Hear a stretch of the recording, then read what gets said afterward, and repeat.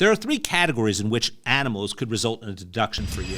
Dave Portnoy's new pit bull, the famous Miss Peaches, is going absolutely viral. I'm obsessed with her. I'm sure you are too. And because I'm Mrs. Dow Jones, the millennial finance expert, I want to teach Miss Peaches a new trick: how to be a tax write-off. Yep, if you have a dog and a business, which Dave obviously does, you can write off your pet. Here's how. Step one, define your dog's role and make sure you can prove it, because obviously Uncle Sam is no joke. So if you're claiming your pet is a guard dog, make sure you have a beware of dog sign and a log of their hours worked. If you're claiming the pet is a service animal, make sure you have the right documentation. Or if, like Miss Peaches, your dog is an influencer, just make sure you can prove they're bringing in more income than they're deducting. And then step two is just write down their expenses and deduct them. Vet bills, medicine, grooming, food. You can deduct all of this because it's the cost of keeping your dog in good condition as a business expense. Share this with a dog/business owner and stay rich. There are three categories in which animals could result in a deduction for you. The first is medical. In this category, we're talking about specifically trained animals that provide medical support. And that medical support has to rise to a certain need. For instance,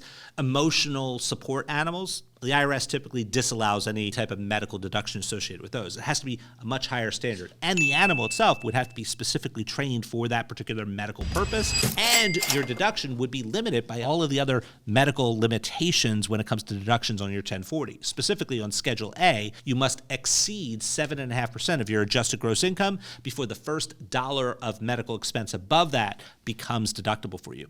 The second category is business. Now, there's two qualities here. One could be the animal as a resource for a business, like think about a guard dog. But again, that animal must be specifically trained for that purpose, and only the expenses associated with that specific business use are deductible. It wouldn't be the general maintenance and care of the animal, or the general grooming, or the food, if you will. Now, when it comes to the animal generating income, like for instance, an animal that is a social media star, again, only those expenses directly tied to the generation of income would be considered possibly available for deduction. You see, when it comes to deductions and the tax code in general, sometimes if it sounds too good to be true, it often is.